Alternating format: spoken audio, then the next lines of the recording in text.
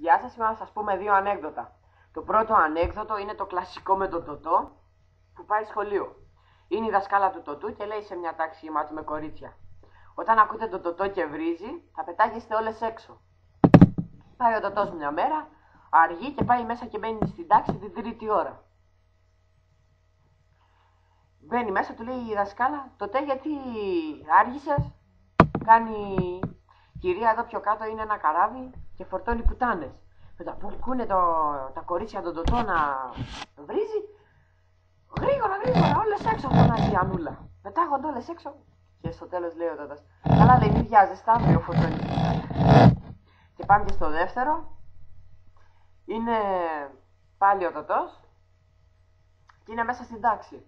Εκείνη τη χρονιά, για καλή του τύχη, ο Τωτός είχαν μια ωραία δασκάλα.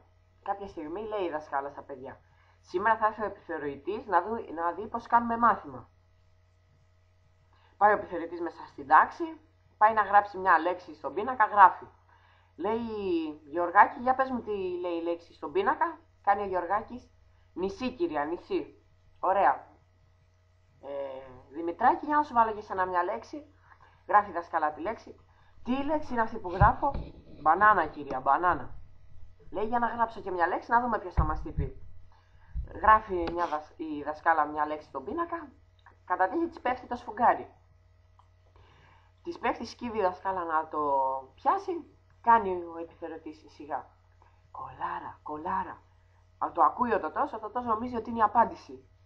Και λέει, σηκώνει χεράκι: ναι, Τωτέ, για πες μας τη λέξη. Κολάρα, κυρία, κολάρα. Του λέει: Τωτέ, παίρνα γρήγορα έξω. Ο Τωτός με σκυμμένο το κεφάλι πάει να βγει έξω από την τάξη. Γυρνάει και λέει στον επιθεωρητή: άμα δεν ξέρεις τι λέει την απάντηση, μην τη λες. Άντε, τώρα κάηκα εξαιτίας σου.